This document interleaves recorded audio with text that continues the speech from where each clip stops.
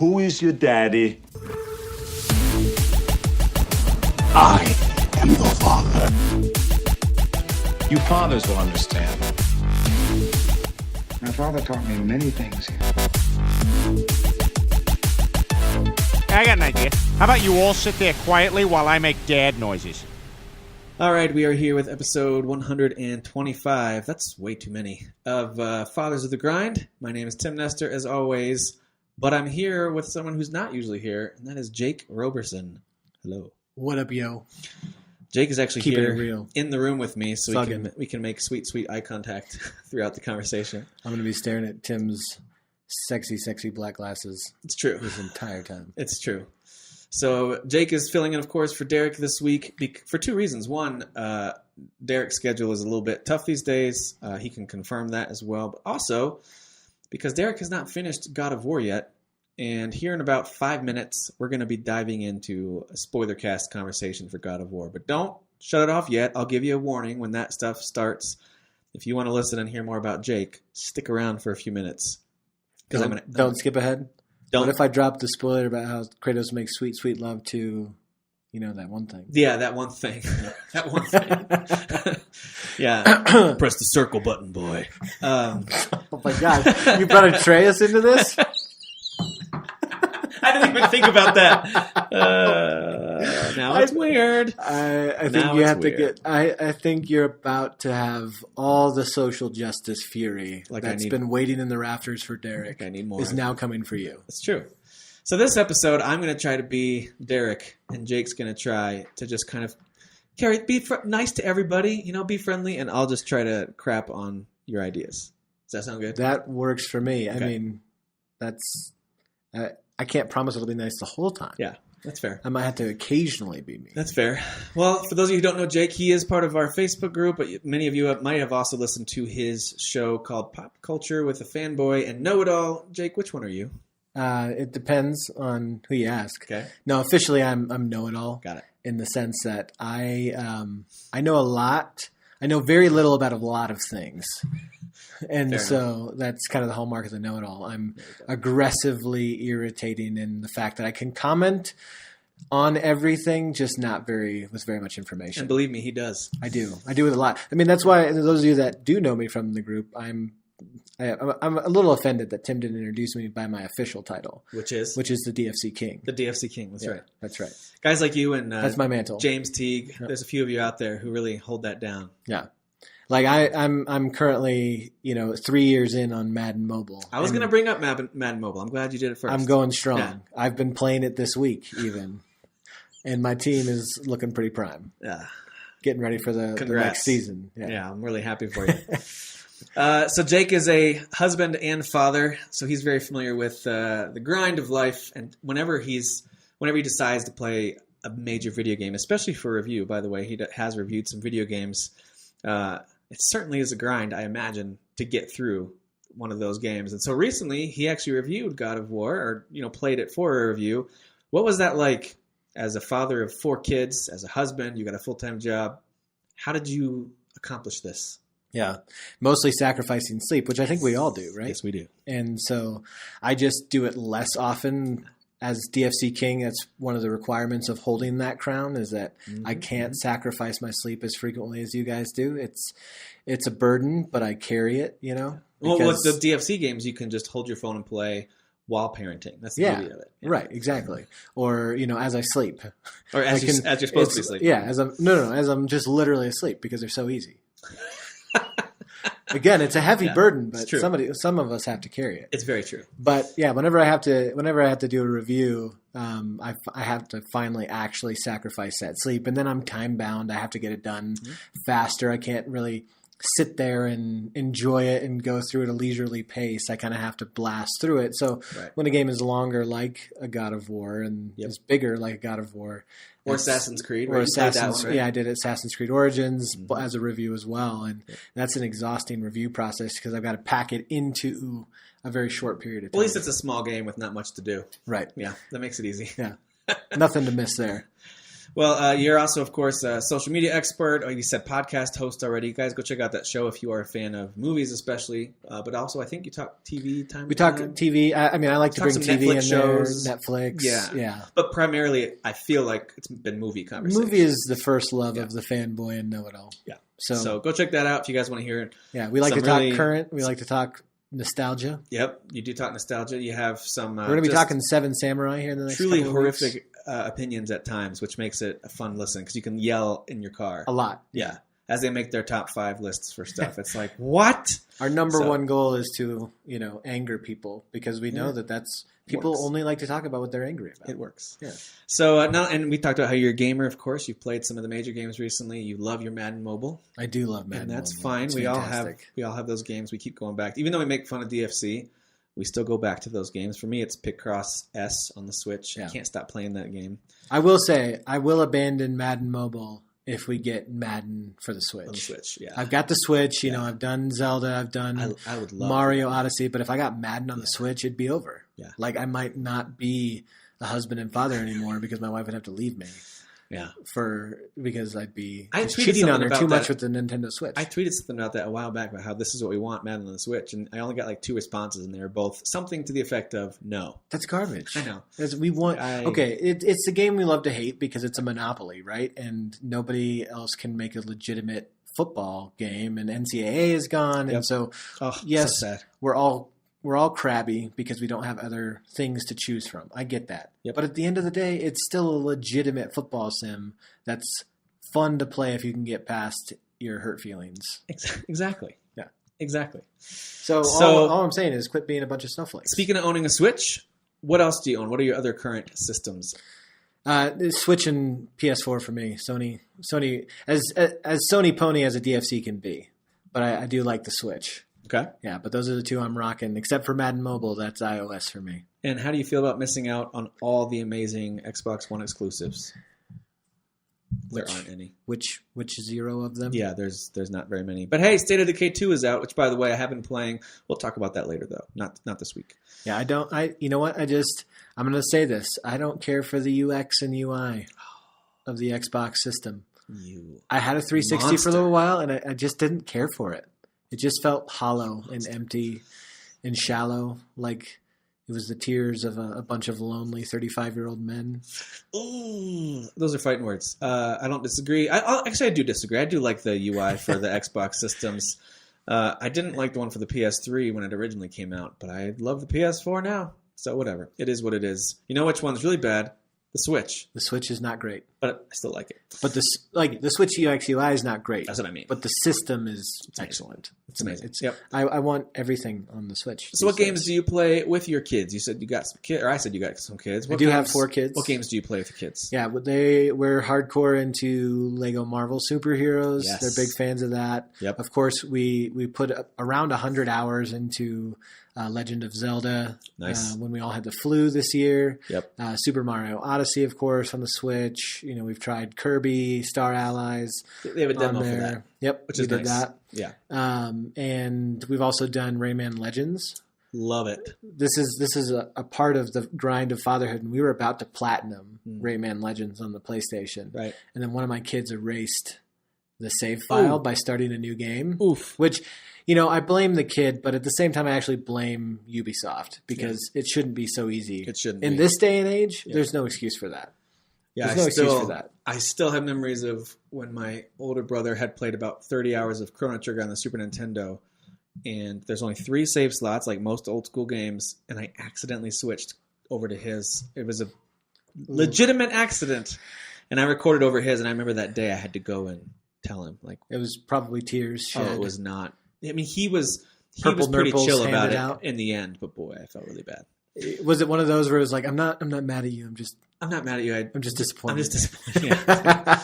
It wouldn't surprise me. It's the worst. It wouldn't surprise me. Actually, I blame that moment on because he still is a casual gamer at times with some games here and there, but nowhere near the gamer that Because he was I crushed. continued on. I just wonder if that was part It's of a it. crushing feeling. Like even though we were playing Rayman Legends as a family, I was legitimately like, I don't know if I can play Rayman again. Yeah. After all that work we put in devastating. towards the platinum, we were like a trophy or 2 away.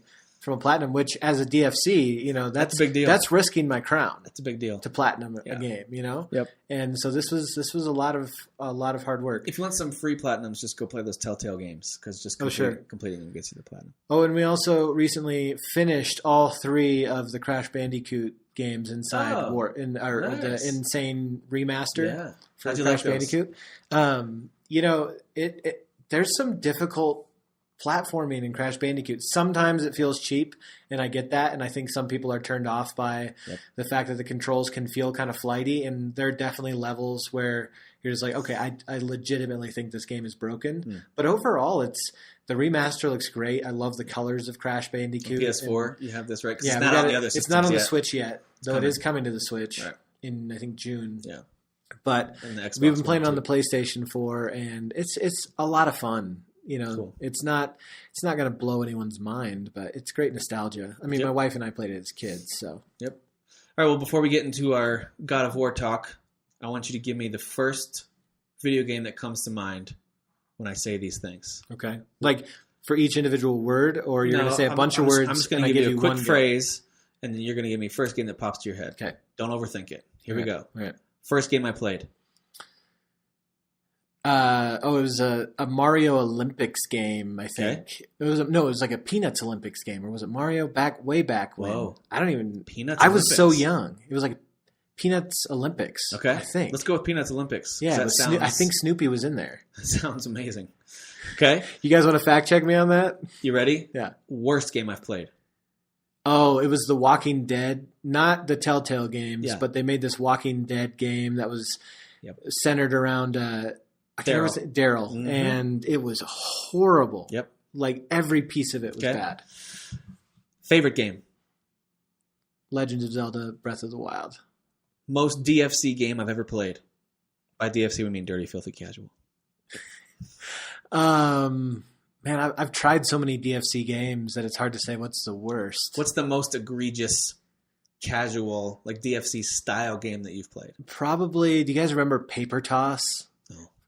There was a game I remember for Paperboy. no. There was a game for iPhones and iPod Touches back when iPod Touches still existed. I had a touch, not the phone.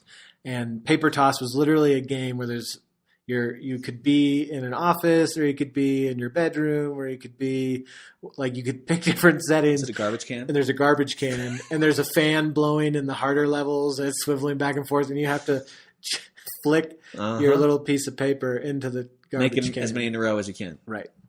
Judging the wind from the fan. That's pretty DFC. I played way too much of that game. That's pretty DFC. Yeah. All right, last one.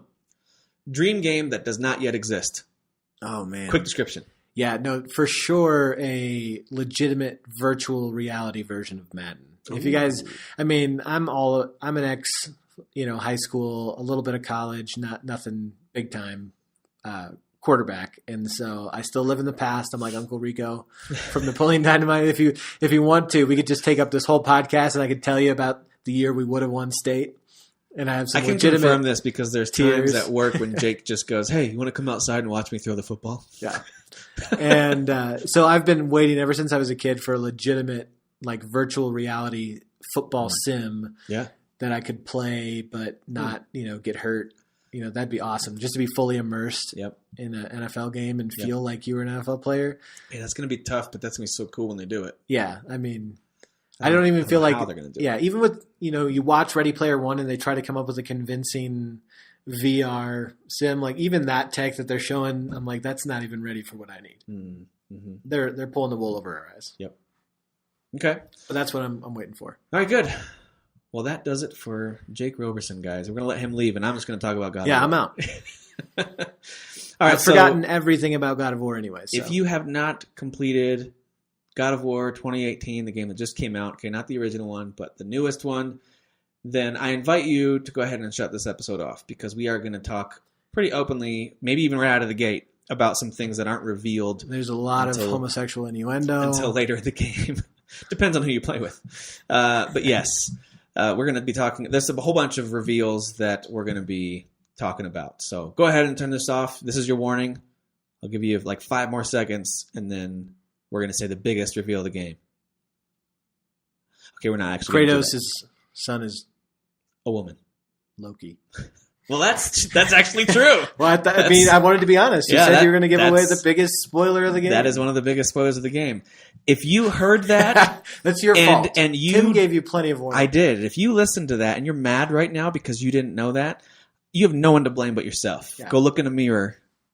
And the perpetrator is you. The perpetrator is the you. person in the mirror. That's right. It's like The Office with Dwight when he looks in the mirror and the mustache is right there over Right. the spot, and he The realizes Scranton Strangler. Scranton Strangler. It's It's him. him the whole time. Yeah. Spoilers for The Office too. All right. That one you can blame on Tim. He Yeah, did that not was- give you Office spoiler. That was my bad. Warnings. All right. So for those of you who are regular listeners, you know that when we give impressions of a game, or for the other, I think only one other time have we done a full spoiler cast, I typically try to break it down into sections where we really address different things about the game. I'll kind of do that, but for the most part, we'll keep it kind of free form. But to get us started, I want to jump right in to me, what's the most striking thing about God of War, from the reveal all the way through when I first started playing it, and that's the new setting. Because God of War, of course, traditionally always took place in Greece, and Greek mythology was the centerpiece of that. It was very, I guess at times, did it ever go to Rome? Anyway, it always looked very Well, Greek. Rome is Italian.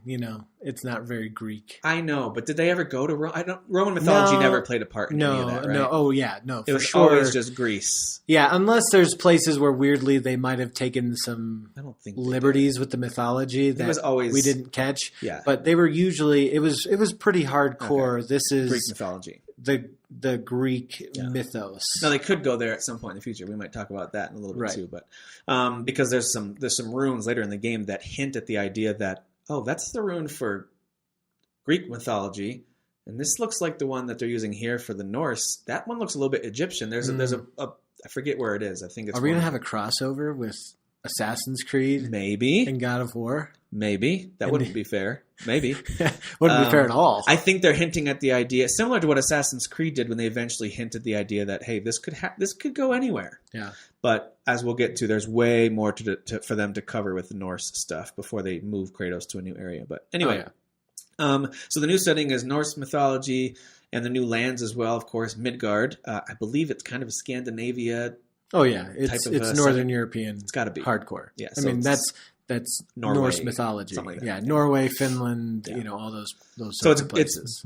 in my opinion, I think it's beautiful. I think the setting's amazing. It's looking. lush. It's icy. Like they find a way to put all the standard video game settings Yep. into it. Snow levels. You got your snow levels. Fire you got your levels. fire levels. You Yeah. got your desert levels. You've got your mountainous levels, water levels. Yeah. It's all there, but it's the way it flows. I mean, the fact that you're dealing with the 9 realms helps that make more sense. Right. With Norse mythology, since you're taking the Bifrost to a lot of these different locations anyways. Yep. So that helps it blend into Yep. the mythology and not feel as shoved into like, how does this one country have every single season, Exactly. setting. And I like the way they do that. I think it's about, maybe a fifth of the way through the game. I'm not really sure. I did so much side stuff. So I'm not sure how far into the game. It's hard to judge. It's not because too far it's so into easy to – the side stuff feels pretty well blended in. Yeah, it feels like it's part of the main game. Yeah. So I ended up getting distracted a ton in this game, obviously. But at a certain point, towards the first half of the game, you discover the, I don't know how to pronounce this, the Yggdrasil tree. I'm not sure how to pronounce that. The world tree. There's the world serpent, right? But there's also the – Is the tree called the world I think tree? the tree's called the world tree. Well, it's a cool looking tree. Yeah. And the idea is that you go in there Yggdrasil.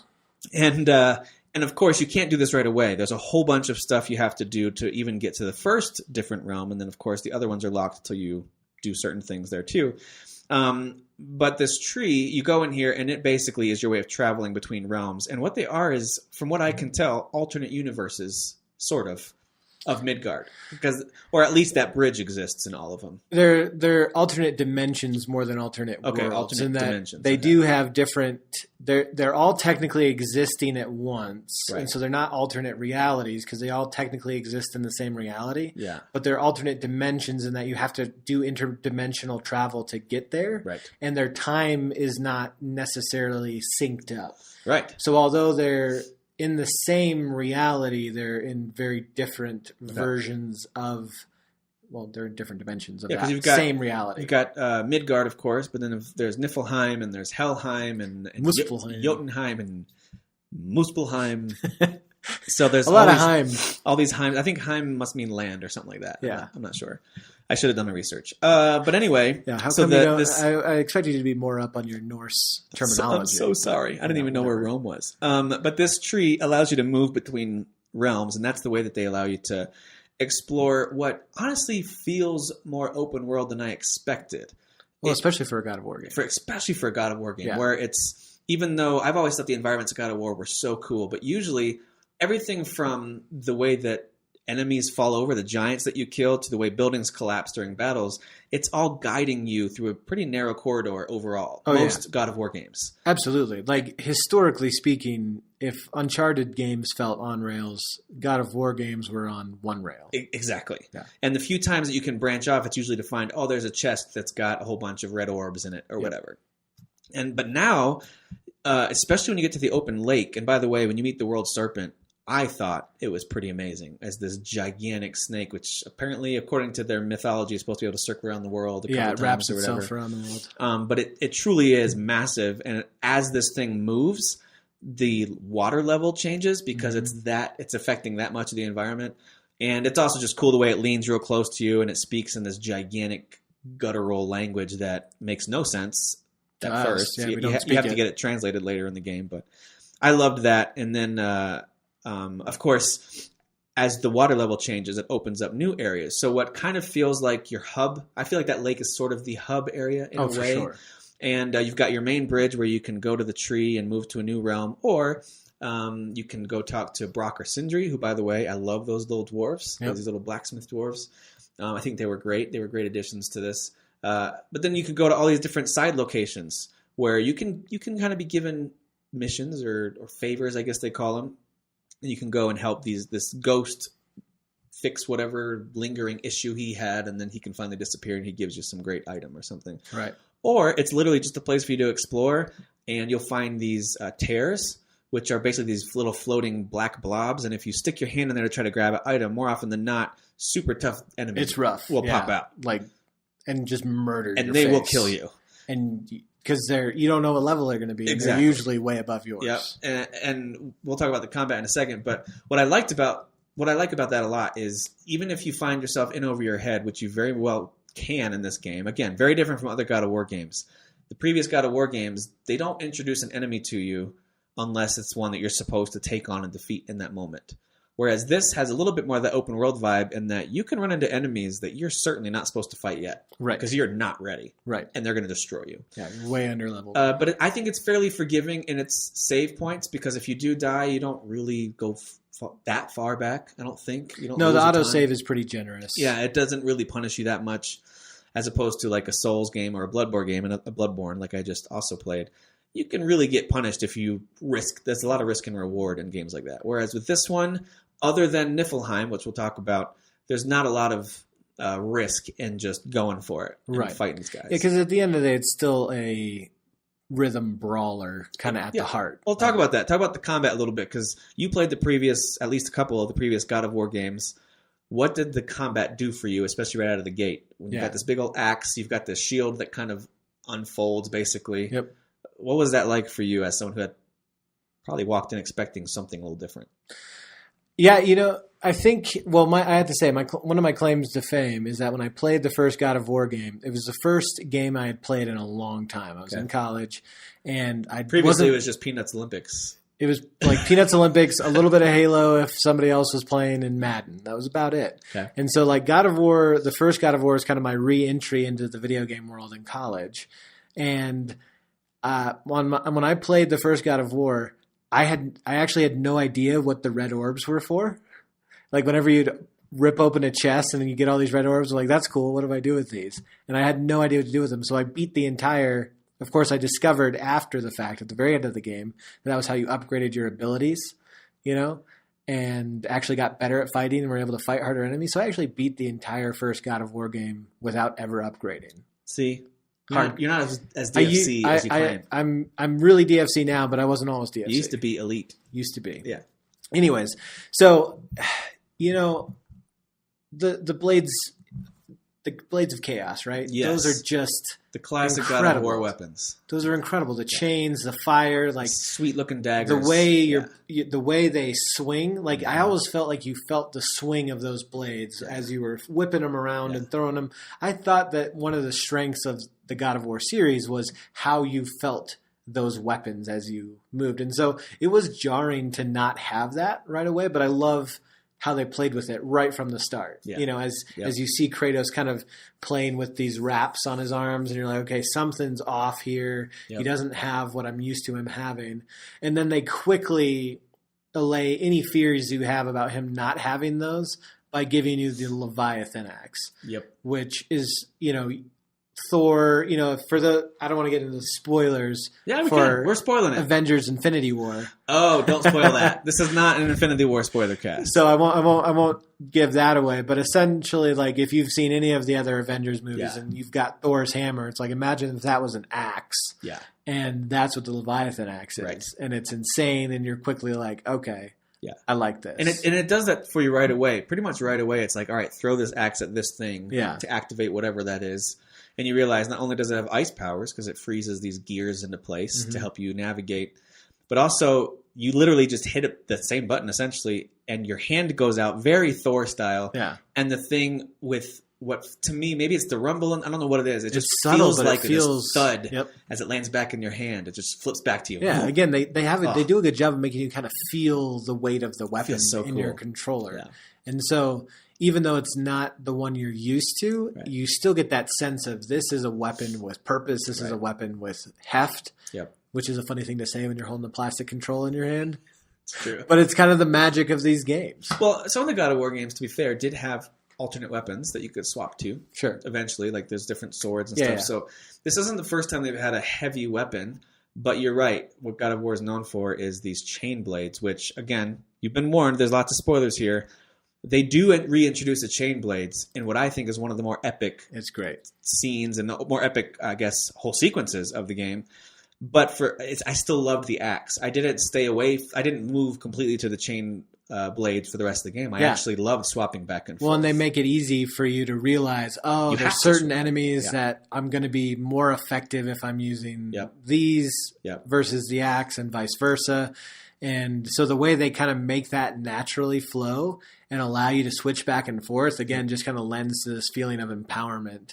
That in spite of fumbling through and accidentally switching a couple of times, you're like, the fact that I can pop the axe back on my back and then whip out the blades and then go back and forth, you're just like, it's this really is cool. Incredible. It's very cool. Yeah. And you can even, of course, throw your axe and make it stick in an enemy or a thing to freeze it and then start fighting with your blades and all that kind of stuff. Yeah. Then rip it out of their chest. It's very, very cool. To me, this is the definition of when a game wants you to feel like you're actually that guy. And one of the things they do to make you feel like you are Kratos in the battles is they brought the camera right down behind his shoulder. Right. In previous God of War games, it almost... I feel like I remember almost panning out at times where you had at least a more distant view of the combat. With certain enemies, it had to because some of the things you were fighting were so massive. Yeah. So in order to show what you were about to do to this creature, the camera had to pull out. Yeah. And they did get a lot closer in this one. Really close. Like right behind your shoulder at times, which that's one of the few gripes I have with the game is during certain chaotic battles, I sometimes had trouble with that. Now, could that just be me needing to get good, Daniel Freitas and others? Yes. Okay. Yes.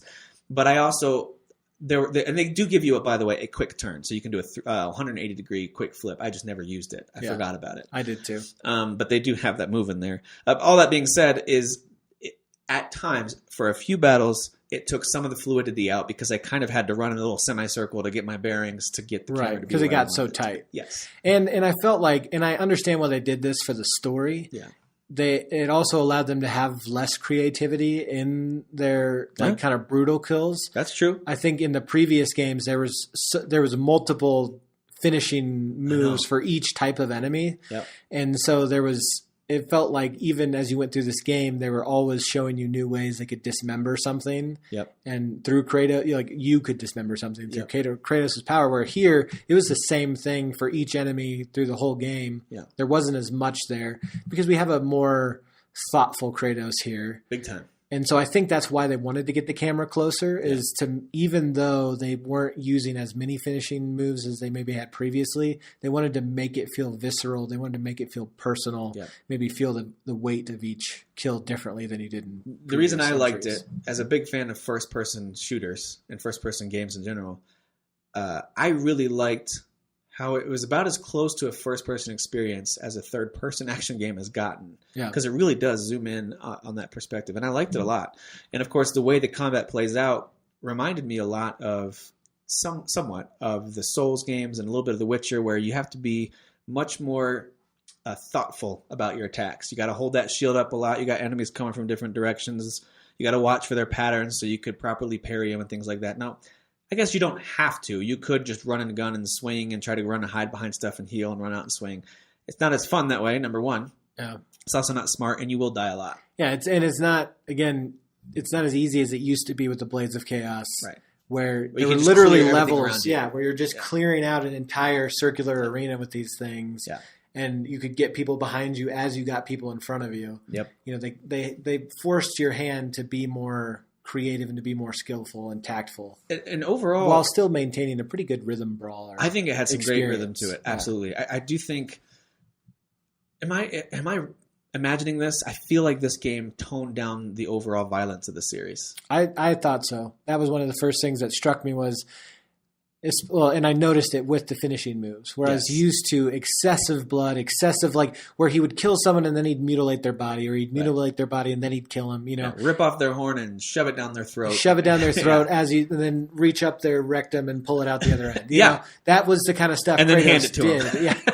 And then hand it to their dead body, and then give their mother a call on the celly, and then leave it as a FaceTime to their mom, and then you might want to talk to your kid. It was always so cruel. Yep. And I like to think, and maybe I'm reading too much into this, but based on all the other thoughtful things that are in this game, I think that was a thoughtful decision to make Kratos much more of an efficient killer, get it done and move on. Right. And even though you could make the argument he was an efficient killer before, he was needlessly brutal in previous games. Oh yeah, he was not an efficient killer before. He was a good killer before. Yeah. He wasn't efficient. Right. Because the things he did, the people were already well dead. Like now it's efficient. He'll pick the guy up, slam on the ground, stomp Squash on his their head, move on to the next Exactly. guy. And I really like it's even with the giant troll type creatures that you defeat with their giant logs, and you eventually grab the log with your weapon and then slam it down on their head to kill him. And that's it. That's it. I kept Normally waiting. he would rip the eyeball out, take a bite. He would rip the eyeball out, stick it on their horn, take the horn out, shove that in their gut, and then he'd smash their head after they were clearly dead. I'm just now realizing that the Sony Santa Monica roundtables, as they prepped for those God of War games, must have been a blast. Yeah, like what got left on the cutting room floor? Oh my goodness. And so for this one, you could tell, I think they focused on maybe 4 or 5 brutal kills total. Right. And I liked that. Part of me thought, oh, it's the same little animation over and over. I really did have that thought. Yeah. But then I quickly realized this is kind of part of the character of Kratos that they created. It's absolutely a part of the character. Because it wouldn't have made sense. It still doesn't make a whole lot of sense. This is probably my biggest gripe, where he's trying to teach his son about having a level head. And it's like, we're talking about Kratos here. He's ripping bodies apart. But it was much more measured than it ever was. And a huge thread in this game is Kratos trying to be different than he was, and not accepting the nature of who he used to be as the nature of what he has to be now. So let's talk about Kratos for a second then. Not only does he look different, rocking the awesome beard, the beard, of course. I'm modeling my own beard. I was going to say, I know we're not on video, but Jake also sports a very Kratos-like beard. That's what I'm going for. Yeah. I'm almost at like 5 inches of solid beard growth right now. Don't say that phrase too many times. 5 inches of solid. But anyway, he's rocking the Kratos beard. Kratos, I think they did a good job of making him look seasoned without looking like this old man. And I really liked that about it too. So he kind of, you know who he reminds me of? He reminds me of Joel from The Last of Us. Another PS4 exclusive that I finally finished, guys. Leave me alone about it. Congratulations. I finally played it.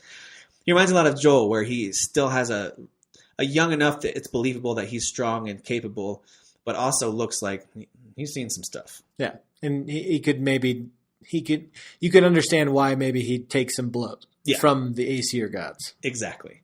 So I liked the new look of Kratos, and also even in his eyes, there's just less fire, less anger, and his face looked overall just more serious. Not more Stoic. serious, more stoic, a little more sad at times too. Even as he just kind of seemed to have a blank face, there seemed to be a little bit of touch of sadness there, and that could have been the music and the setting. I could just be reading into it, but they did a good job at creating a new version of Kratos, who is now mourning the loss of his wife, and now he's forced to connect with his son in a way that, I don't know, he didn't really seem to want to, let's be honest. Yeah. And so that whole opening sequence sets the stage for a very different Kratos than what we've seen before. Yeah. Because the Kratos before was entirely motivated by, the anger from the death of his family. It was all revenge. It was, I was tricked, I was, manipulated, and I was turned into this monster, ended up killing my own family. Now everyone else has to pay. Yep.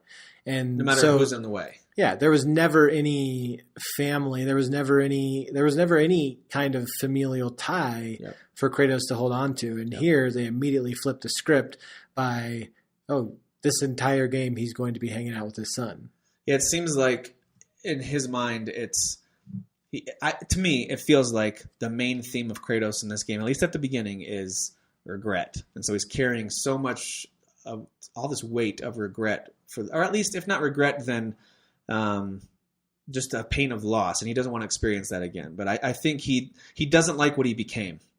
And when God of War 3 ends, somewhat spoilers for that game, everything's in chaos because in his quest for revenge, he kind of looks back on the chaos that was created and realizes all of the other gods and even demigods that he took out in Greek mythology, they were the ones that were helping keep balance. And now it's just chaotic. There's no gods overseeing anything anymore. So it's just chaos and death and destruction in its wake. They did a bad job, but better than no job at all. Exactly. And I think that's part of the realization is in my selfish quest, I ruined things for thousands of others. And so there's some of that too. But then, of course, he's got his son who he has to connect with. And his son, I like the way they portrayed the son as a kid who is so eager to please his dad. Yeah. So his young son, Atreus, mostly referred to lovingly as Boy throughout the game. Boy. But that was too southern for...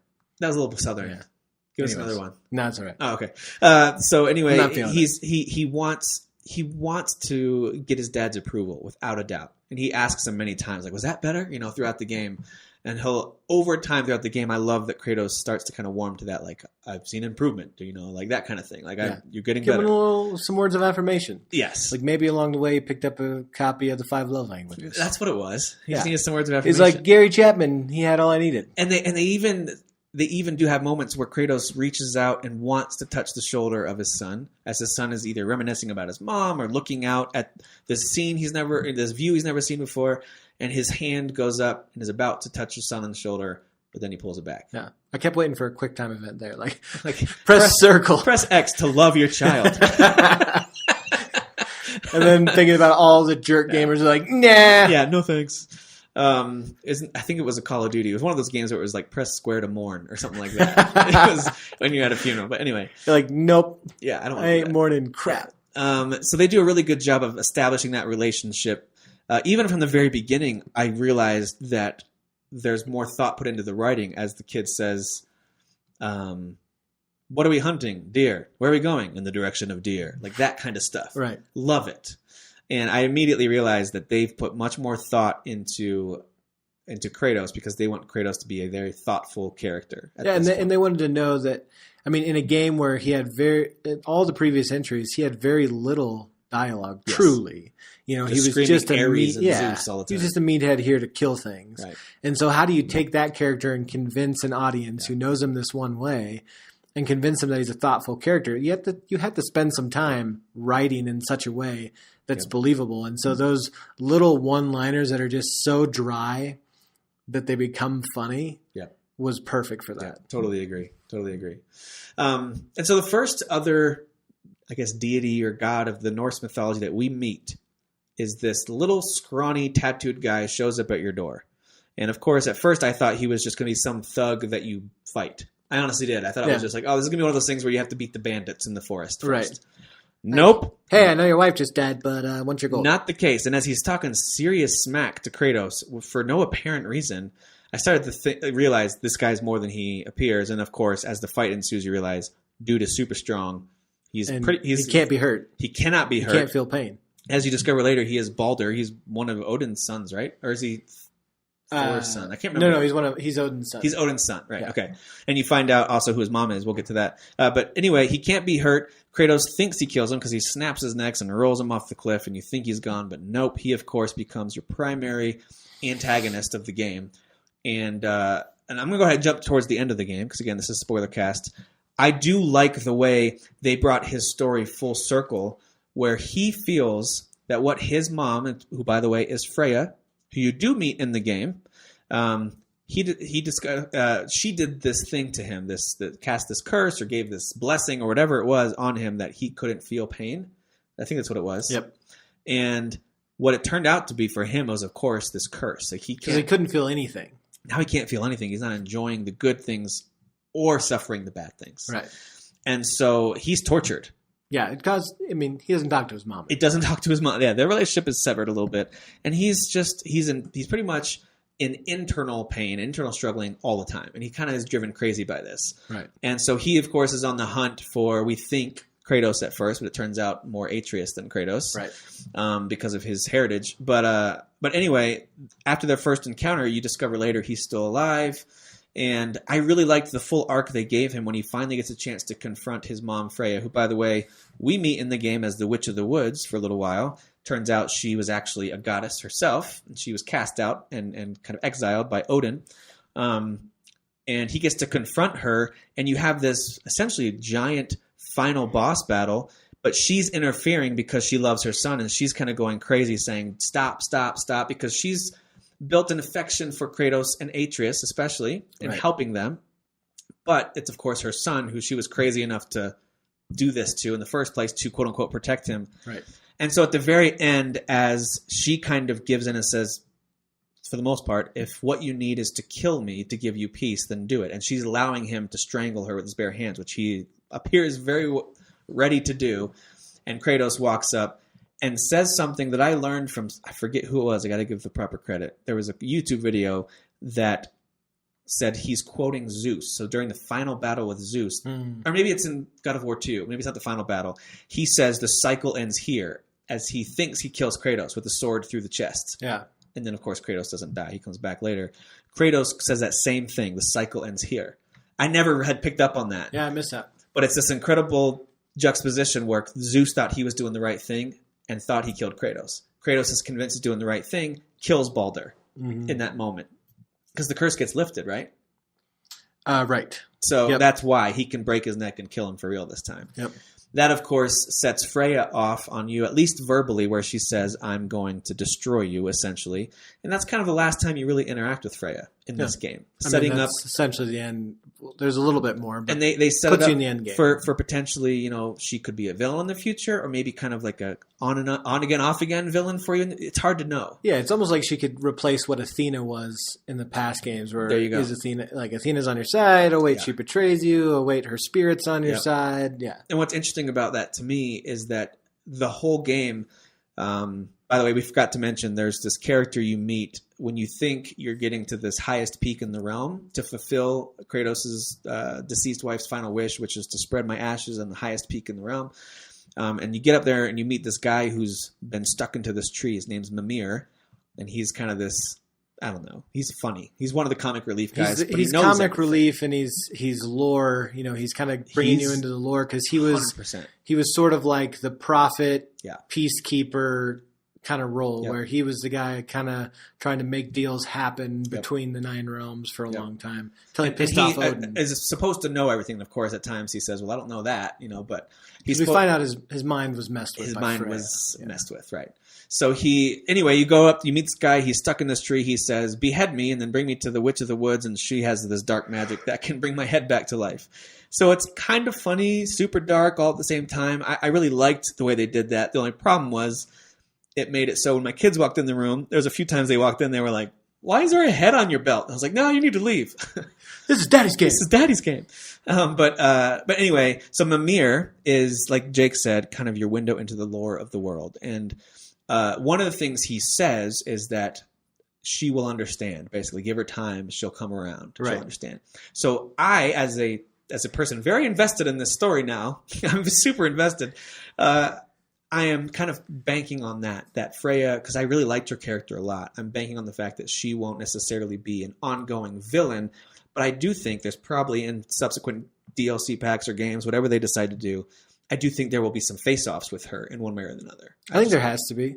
There's got to be. And I think that's been kind of the brilliance of this universe and the worlds that they've let Kratos go through, is the fact that, you know, things aren't always what you think they are, or what they kind of leave the wool over your eyes as Kratos is realizing things, like to the point where once he ultimately fulfills his quest and you think you've seen all these twists and turns, he realizes, holy crap, like I didn't realize what that would mean for everyone else. And so there's a sense of maybe there is more of a moral order to the universe, even in the midst of what seems like chaos and what seems like, you know, problematic things, and are problematic things, that perhaps, you know, cutting through it all is not as cut and dry, wink, wink, as it seems. You know, there's a couple themes that I picked up on I thought were interesting. One of them was Kratos is so hell-bent on protecting Atreus, he doesn't even want him to know his true nature. Right. So in this world of God of War, of course, Kratos is a god. That means,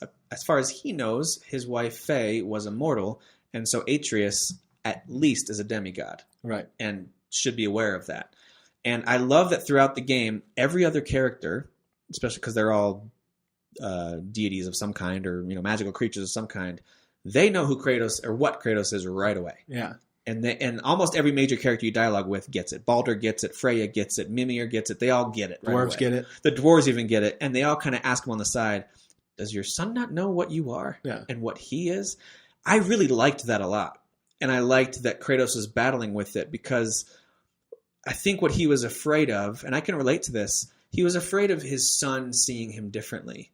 And that's what I think. Yeah. I think he was afraid of his son knowing what he truly was and how he sees himself, more importantly, and that is as a monster, as someone who did all these awful things. And it's not till the very end of the game that he actually admits, not only because Atreus finds out he's a god about 2/3 of the way through, and there's a whole bunch that goes along with that, but at the very end, after Baldur's death, I think it's after Baldur's death, where he says, yes, I killed people that were deserving and many who were not. Right. And he kind of just lets him know, like, I'm not the best person. Right. And I don't know that he digs into too many details there, but he's been resisting that for most of the story. Yeah. He and doesn't, the kid's whole life. For the kid's whole life. He doesn't want him to know. And of course, when he finally reveals it, we discover that Atreus has been sick. And according to the lore, the reason he's sick is because his thought of who he is against his real who he is are battling, and it's causing him to be very sick and eventually maybe even die, because his natural self and his perceived self are in conflict. Right. And there's a whole bunch you could say about that, but I thought that was an interesting way to make Kratos have to tell him. Yeah, because I mean, as fathers with kids, we are worried that they won't like us if they know all of our baggage. That's one fear we have. We're also worried that if they hear about all the things we've done, that might lead them to try some of the same things that we regret having done in our past. And we're worried about how that will destroy their own lives. And so I think those two fears, work together in Kratos' mind to say, I don't want him to become the monster that I became when I became a god.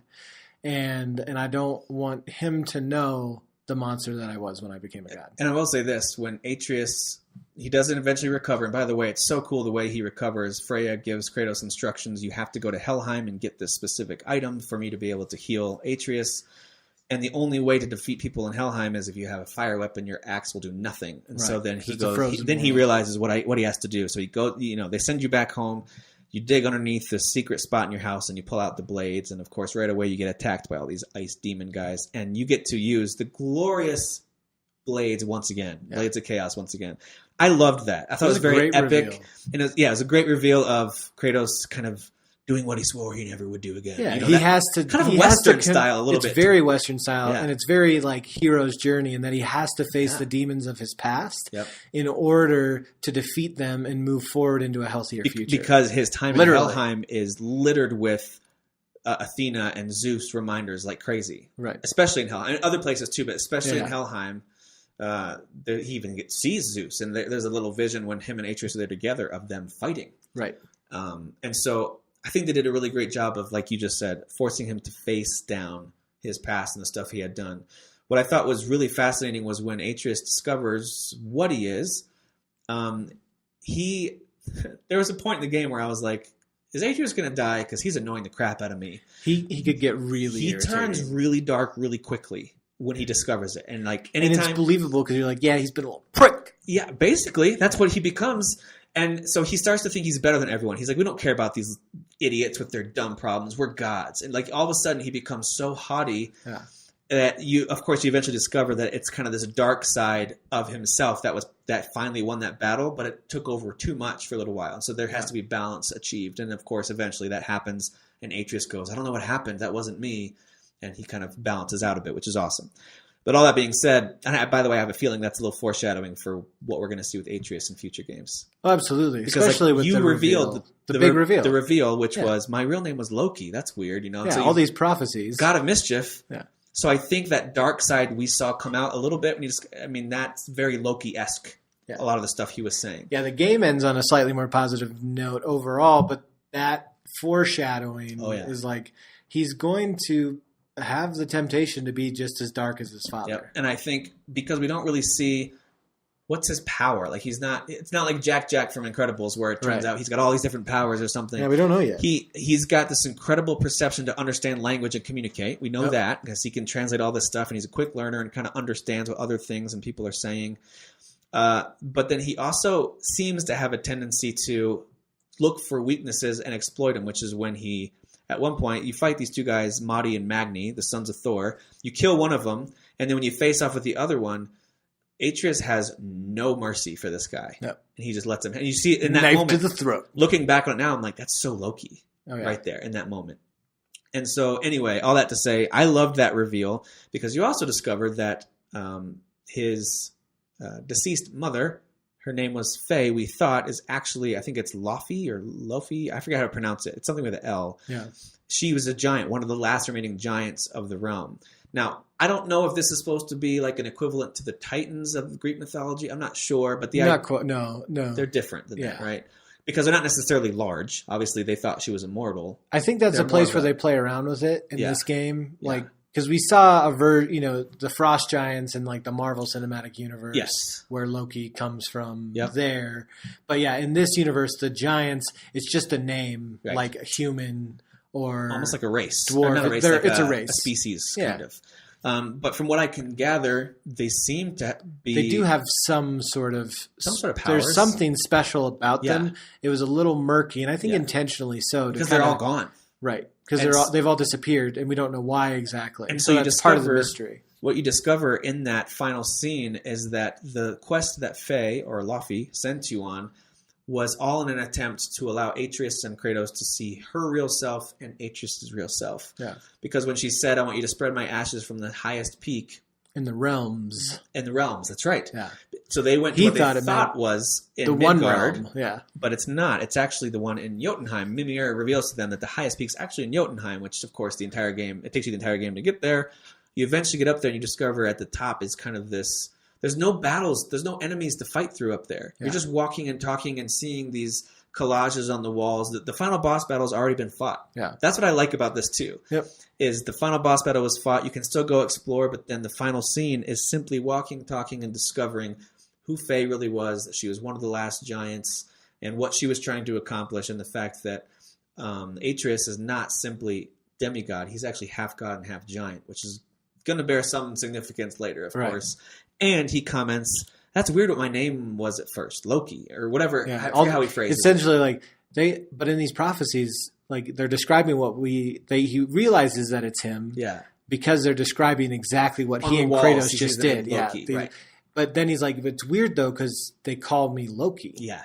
In these. That was one of those moments that made me go, oh dang! Yeah, I was like, that's Loki. So there's so much potential in what they've set up here for future games. And to wrap things up for us, I do want to talk about that final scene.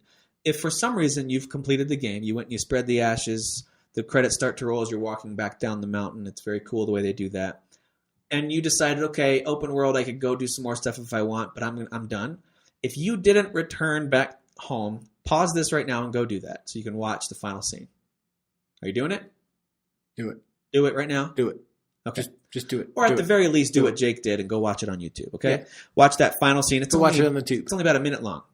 So you return home. Kratos and Atreus apparently haven't slept for a long time. I mean, they're awake except for when he's sick. They're awake Yeah. this entire, It's true. however many days. They haven't used the bathroom at all. So unrealistic. It's not realistic at all. Yeah, not realistic. But anyway, so they go and they lay down and they sleep. And then, of course, this little thing comes up that says years later. Now, you discover this is a vision that Atreus is having when everything starts shaking and the roof starts getting destroyed and there's lightning everywhere. And you step outside and there's this hooded figure. And I love that they didn't show his face. Yeah. Love that they didn't show his face. And Kratos screams through the storm, "Who are you?" And then it kind of zooms in around to the from behind a little bit to the side of this character. And he whips his cloak off. And he whips his cloak aside to reveal his Mjolnir. Here's my Mjolnir, guys. So you, What do you of think? course, see this lightning-infused, absolutely awesome-looking hammer attached to his belt. And, of course, there's Thor. Has finally come to confront you.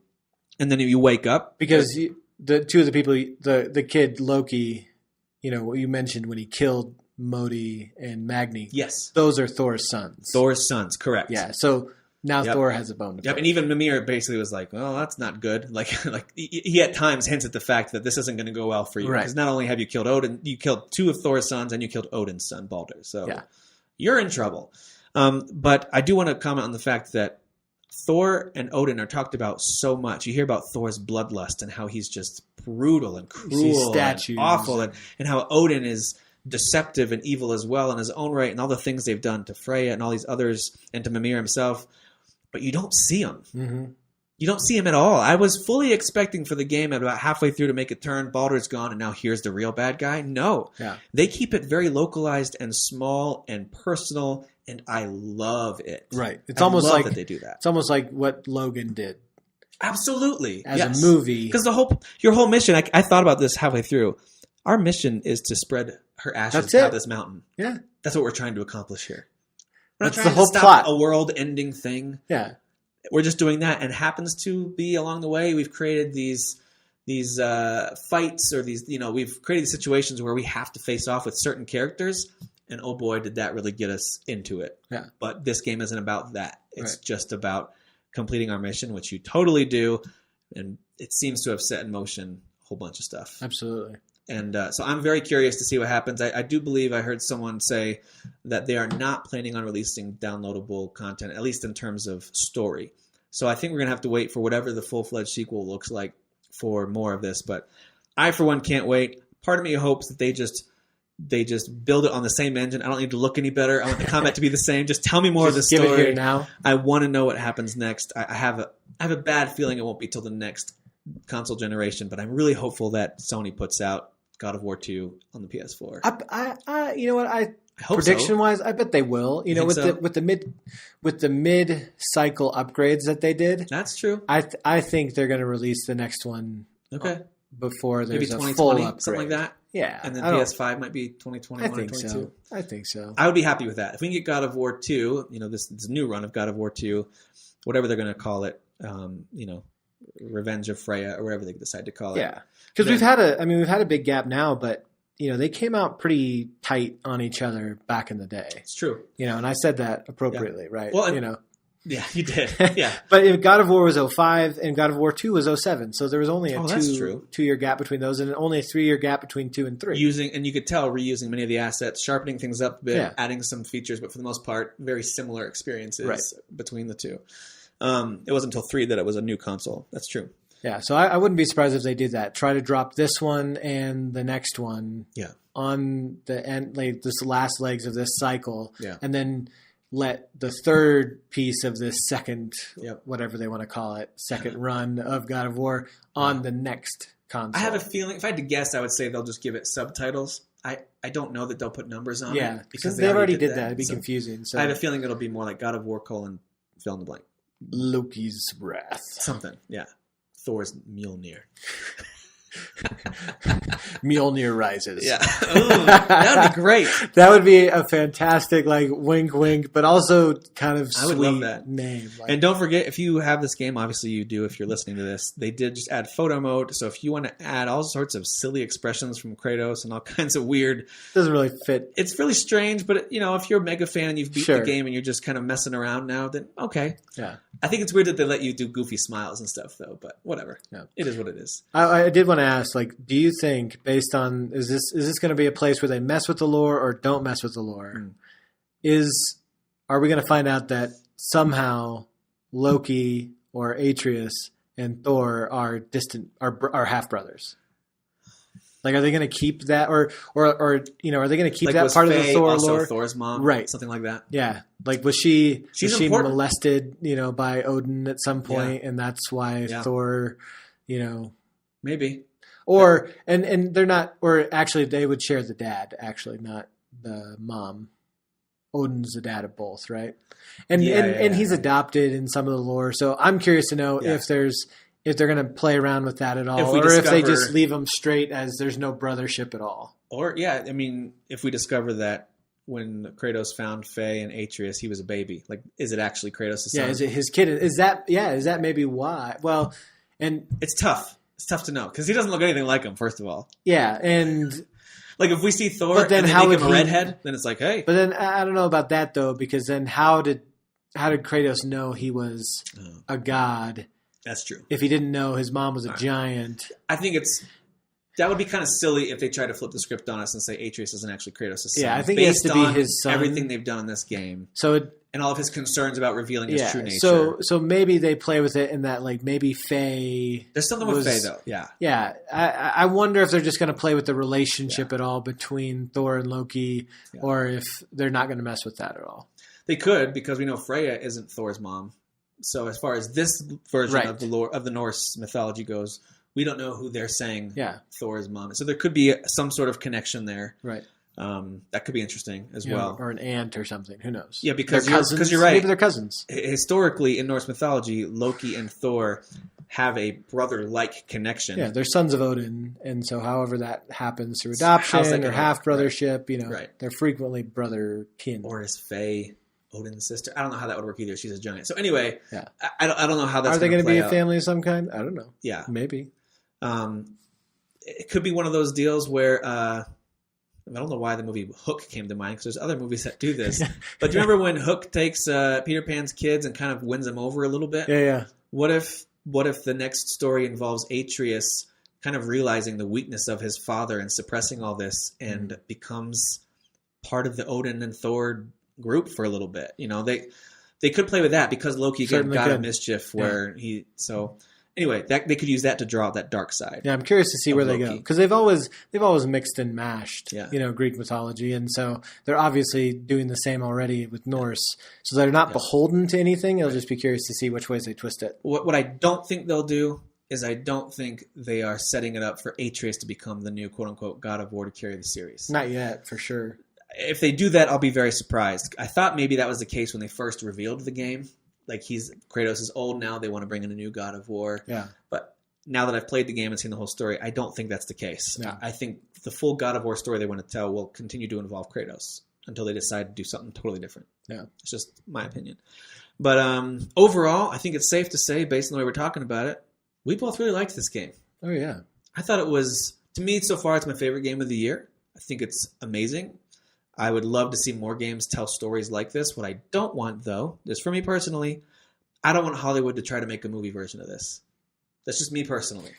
Hollywood, like, again, where these movies or games are strong is that they have the ability to tell these stories over a long period of time. Absolutely. And let you get to know, when they do it well, let you get to know the characters in more organic ways than they can shove it into a short movie. Okay, so perhaps a TV show format. You know, if it was a Netflix original or an Amazon Prime original or an HBO original, keen on that. You know, you could get away with it better than you could as a movie. Yeah, no, I do agree with that. But you're right, because even those moments in the boat, but even before you meet Mimir, when Atreus keeps asking Kratos to tell him stories, and he's really bad at it at first. Right. He tells him the story of the tortoise and the hare, and the hare was overconfident and the tortoise was steady and he won. And he just is like, you haven't told a lot of stories. Yeah. I love those little interactions, those little moments.